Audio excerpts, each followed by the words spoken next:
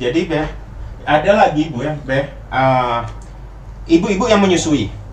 Ibu-ibu yang menyusui. Ibu-ibu menyusui setelah mungkin dia merasa lebih aman, dia micin setelah melahirkan. Ya. Padahal dia ada waktu 2 tahun untuk menyusui anaknya, untuk memberikan ASI. Iya kan? Karena ada desakan atau mungkin intimidasi dari pihak warga setempat, bukan warga ya, mungkin dia mau mengurus sesuatu. Tapi minta maaf, gue potong, minta maaf. Wahai seluruh rakyat dan seluruh pejabat, hidup kita di dunia ini sementara, yang kekal nanti di akhirat. Sekarang zaman-zaman kekuasaan penjilat diberikan nikmat. Kenapa kau berkhianat? Ada yang beri nasihat, tapi kenapa kalian embat? Memang bangsa cari aman, umurmu tak bertambah, dan berjuang umurmu tak berkurang. Lantas kenapa ada keraguan? Waktu pastikan terus berjalan, akhir hidup sudah dijadwalkan. Kematian tidak ketahuan, ajal pasti akan datang. Tipu zaman amat kejam, bertahan hingga mata terpejam. Surga neraka hanyalah khayalan bagi mereka-mereka yang mengendalikan. Apapun yang dirancang jiwa kami tidak akan goyang. Semangat perjuangan, darah perlawanan atas kezaliman. Darah kami ini darah pejuang, takkan tumpang sampai ajal akan datang. Wahai para pejabat yang berkhianat kepada rakyat, catat lagu ini baik-baik. Darah kami pejuang bukan penjilat. Sengaja kali ini aku bikin ini syair-syair pedas dan keras menyindir manusia berpangkat yang gak bisa mikir. Joget-joget, nyanyi-nyanyi, bawa kopi sambil nyinyir. Sambil nyinyir. Jangan nyinyir. Jangan nyinyir kalau nggak bisa mikir. Jangan lupa ngopi.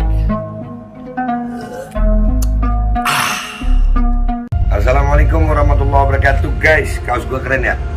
Ini kaos bikinan anak-anak MPR ya. Ini nanti di bawah gue cantumin nomor yang bisa kalian hubungi untuk pemesanan ya.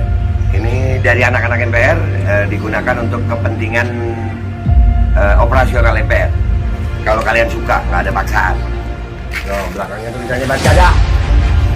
MPR, Majelis Pemerintahan Rakyat. Tetap santuy, tetap akal sehat. Jangan lupa ngopi. Nah, ini kaosnya, langsung hubungi untuk pemesanan. Assalamualaikum warahmatullahi wabarakatuh. Assalamualaikum warahmatullahi wabarakatuh. Welcome back, selamat datang lagi di channel Babe Aldo. Bersama gue Babe Aldo, sang YouTuber receh yang tetap santuy, tetap bakal sehat. Jangan lupa ngopi, beneran mau habis kopi gue. Bismillahirrahmanirrahim. Alhamdulillah Rabbil Alamin. Wassalatu wassalamu ala sayyidina mursalin Sayyidina Muhammadin wa ala alihi wa ajma'in. Rabbi shrah li sadri wa yassir li amri wa hlul 'uqdatam min lisani yafqahu qawli bi Nabi wa ali. Salam revolusi akhlak, semangat revolusi akhlak. Semoga akhlak kita jadi lebih baik hari ini dibanding kemarin. Panjang umur, perjuangan, merdeka, Allahu Akbar.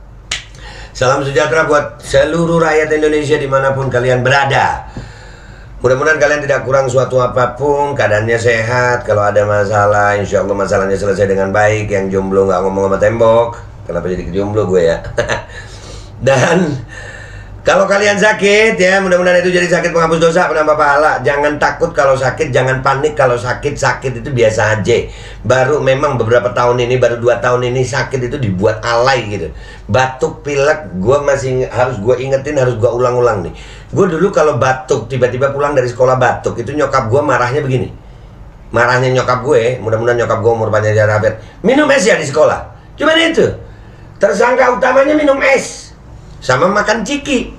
Gara-gara sekarang nih, lu batuk langsung citron yang disalahin. Ujung-ujungnya kalau sudah citron, ya wajib lu dimicin. Kan begitu. Jadi kalau sakit tenang aja, yang santuy manusia. Kita ini manusia bukan robot. Manusia bukan robot. Jadi kalau manusia sakit ya biasa aja gitu. Nggak usah terlalu bingung kalau manusia sakit. Oke? Oke guys, konten gue kali ini adalah gue ditemenin sama salah satu narasumber dari tim MPR. Ya gue nggak bisa nyebutin namanya karena dia nggak mau tampil. Kita sebut aja Bunga. Suaranya nggak usah di kalau di TV itu kan ada itu yang narasumber-narasumbernya. Aku terpaksa melakukan ini.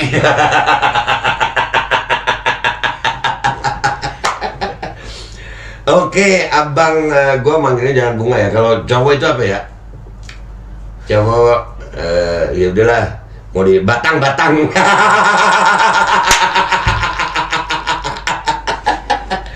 Oke guys, ya, kita narasumber gue ini sekarang adalah dari salah satu tim MPR.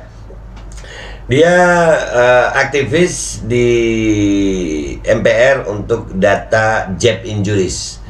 Ya, job injuries itu yang memperhatikan, mengumpulkan data sampai melihat korban langsung tentang korban job. Ya, job itulah korban micin gitu, ditengarai, diduga korban micin. Ya, bisa diceritakan udah berapa lama mempelajari ini?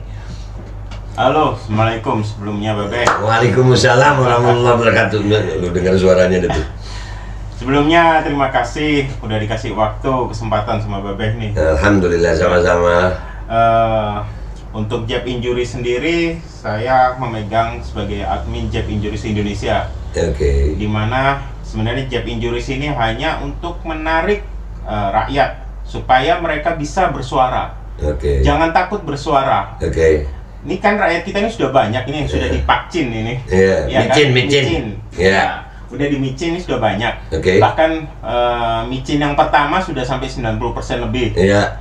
Micin yang kedua hampir 70%. Iya. Ya, terus ada booster lagi Oke, yang cuma oke. berapa persen. Nah, apabila ada kejadian ikutan pasca imunisasi, Iya. nah kita itu berusaha memancing masyarakat supaya berani bersuara, jangan takut. Oke. Job Injuries Indonesia sendiri itu bergabung dengan Job Injuries Global, Yeah. di mana ini yang membawahi semua job injuries yang ada di negara-negara. Oke. Kita sudah sampai ada 25 negara yang sudah bergabung. 25 negara yang udah 25 bergabung. negara. Nah, Oke. Bapak kalau misalnya lihat dari semua negara-negara itu, kejadian ikutan ini polanya sama. Ada yang kulitnya seperti terbakar, Iya, melepuh kayak ruam gitu ya. ruam, Iya. ada yang lumpuh, Oke. ada yang meninggal, ada Iya. yang jantungnya tiba-tiba berhenti, Oke. blood clot, Iya. ya, pembekuan darah, Heeh. terus serangan jantung seperti Iya. pemain-pemain bola yang sekarang kita banyak Iya, lihat, iya, nah, iya. seperti itu. Jadi polanya itu sama. Nah, yang kita lihat, yang kita mau ajak kepada rakyat Indonesia supaya mereka yuk bersuara. Jadi tidak orang-orang tahu gitu, Pe. Supaya orang-orang tuh menganggap adanya KIPI itu benar-benar real karena media Nggak ya, mau maaf. memberitakan ya, ya, kurang memberitakan. Iya, iya. Kalaupun memberitakan selalu bantahannya itu sama. Ini bukan karena micin kan gitu. Ya. Nah, ini kan tadi dikatakan bahwasannya job injuries ini ada internasional udah ya, ada beberapa negara gitu ya. Iya, betul. Apakah ada perbedaan gitu penanganan dari korban-korban job injuries ini dari Indonesia sama negara lain? Penanganannya, pemerintahnya gitu. Penanganan. Kalau kita bicara penanganan ya, saya melihat ada satu contoh di Jawa Tengah, ada yang meninggal. Kebanyakan ditolak deh kalau saya dapat berita. Mereka mungkin dari pihak puskesmas ketakutan, dari pihak rumah sakit kalau sudah ditanyain ini habis apa, micin, mereka ketakutan. Seperti itu. Tapi ada yang ditindak. Ya, alhamdulillah pemerintah kita masih ada yang menanggung biayanya. Ada Tapi ya. dengan kapasitas seperti itu gitu loh. Tapi kalau di job injury internasional saya ambil contoh Australia, Amerika. Ya. Babe kalau lihat di Instagram mereka, itu penanganannya sangat lengkap dan sangat cepat. Langsung rumah sakit dan dirawat sampai benar-benar mereka sembuh. Mereka berani menceritakan, rakyatnya berani bersuara sehingga mereka yang lainnya pada sadar ternyata ada kejadian blood clotting, serangan jantung, ya seperti itu. Iya, kalau di Amerika itu namanya kalau nggak salah nih FIRES, betul ya? Ya, FIRES itu database-nya. Database-nya. Jadi Ya.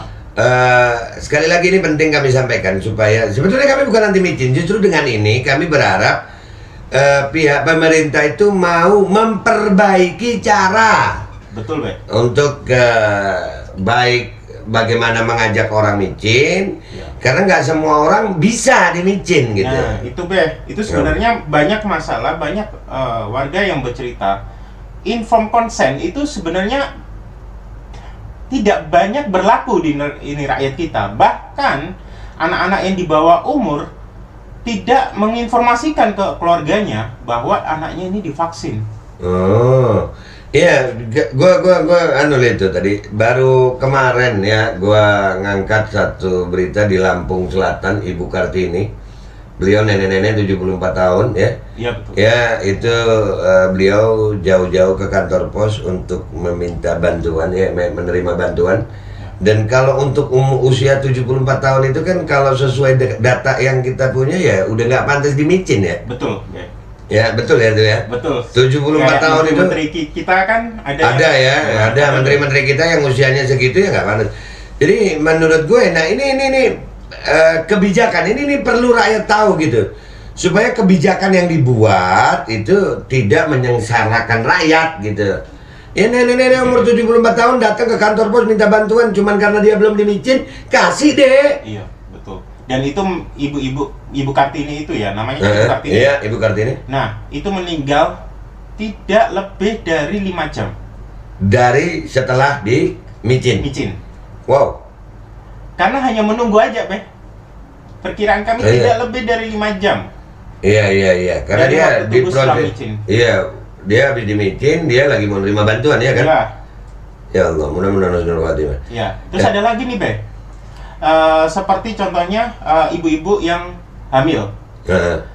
Pada peraturannya dari Kemenkes bahwa diperbolehkan ibu-ibu untuk micin, tapi BPOM dari tim saya udah pernah mengirimkan surat ke BPOM. Mereka mengeluarkan fact sheet yang namanya fact sheet, bahwa tidak ada data-data saya baca ya, Be, ya. Salah. Iya, nggak apa-apa. Nah. Dan buat kalian ya sambil nunggu dia ngambil datanya itu. Ini saya baca. Oke. Tidak ada data keamanan dan efikasi yang tersedia untuk penggunaan vaksin SARS-CoV-2 inaktif pada wanita dan wanita yang menyusui. Oke. Nah, jadi ada beberapa wanita yang sudah mau melahirkan, tiba-tiba harus divaksin dulu. Ini sudah mereka harus lahir. Ya, nah itu beberapa kali ya. Kemarin kita juga ada kasus begitu di Lampung juga. Bengkulu apa Lampung? Bengkulu ya kalau nggak salah. Gue inget itu sampai ditolak 3 rumah sakit. Iya. Ya. Jadi, Beh, ada lagi Bu ya, Beh, ibu-ibu yang menyusui.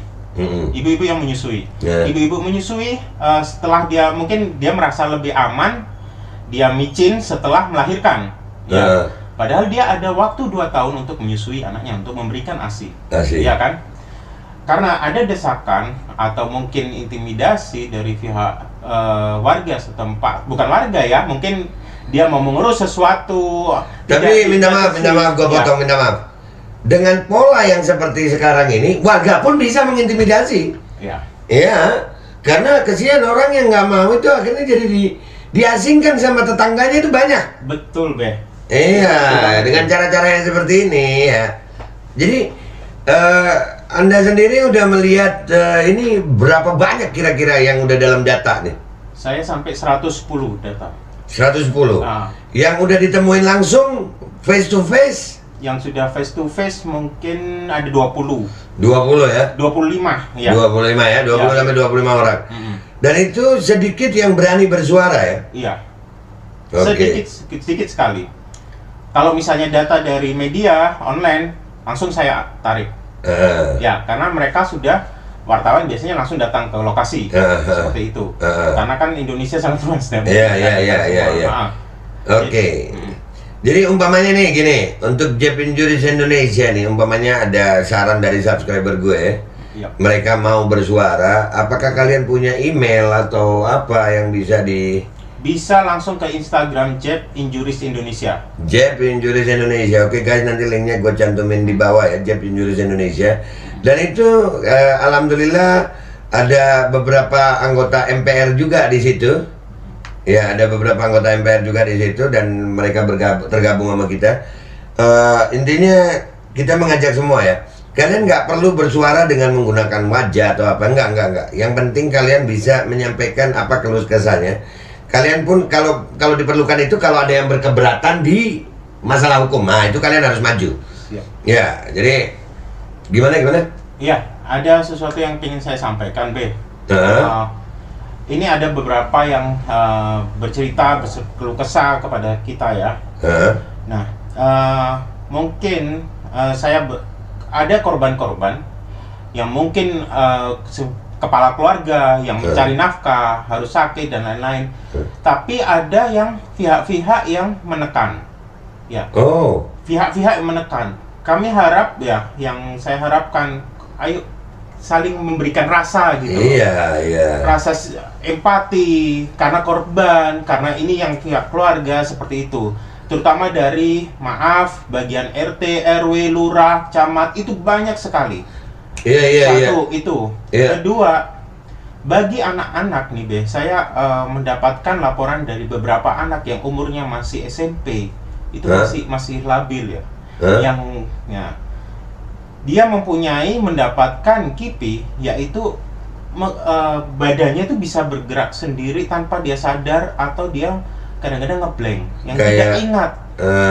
Seperti itu. Ya, jadi makin kuat kecurigaan gue tentang rekayasa genetika nih ya. Bisa jadi. Ya, bisa jadi perlu diselidiki ya. Nah, saya mengharapkan Be, ini orang tua juga memperhatikan anaknya. Itu.